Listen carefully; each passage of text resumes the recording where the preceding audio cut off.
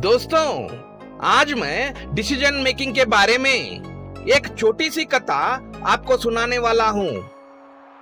ये कथा जरूर आपको बड़ी सीख देगी।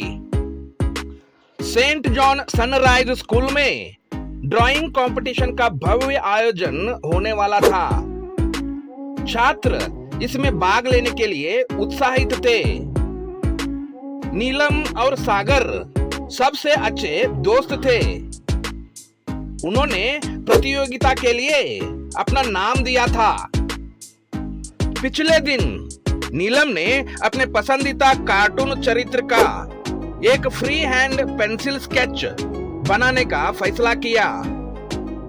सागर ने एक मंडल आर्ट बनाने का फैसला किया। दोनों ने इसका अच्छा अभ्यास किया। प्रतियोगिता का दिन आया। वे अपने निर्धारित स्थानों पर बैठे और चित्र बनाने लगे।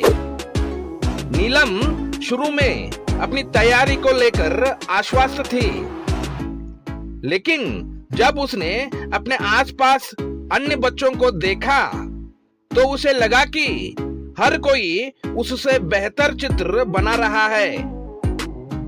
दूसरे बच्चे दृश्य, लोककला, गगनचुंबी आकृतियां और बहुत कुछ बना रहे थे। उसका चित्र बहुत सरल लग रहा था, इसलिए उसने अपना विचार बदला और दृश्य बनाने का निर्णय लिया। उसने एक नया कागज लिया और चित्र बनाना शुरू कर दिया।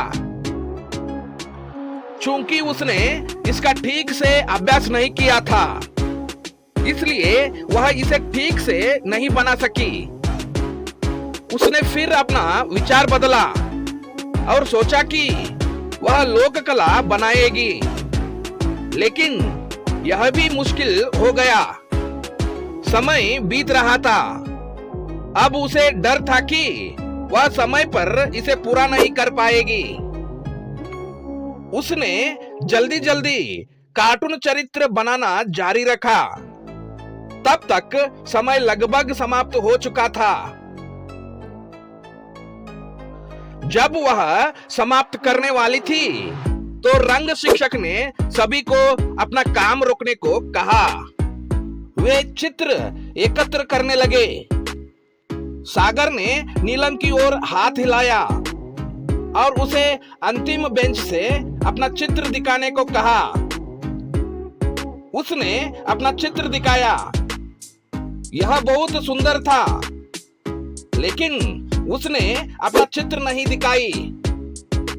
बाद में उसने सागर को बताया कि प्रतियोगिता के दौरान क्या हुआ था।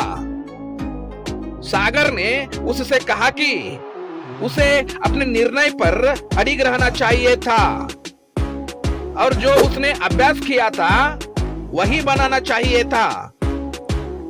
वह मान गई और तब से उसने यह गलती नहीं दोहराई। दोस्तों, ये कहानी आपको अच्छी लगी तो जरूर सब्सक्राइब करना।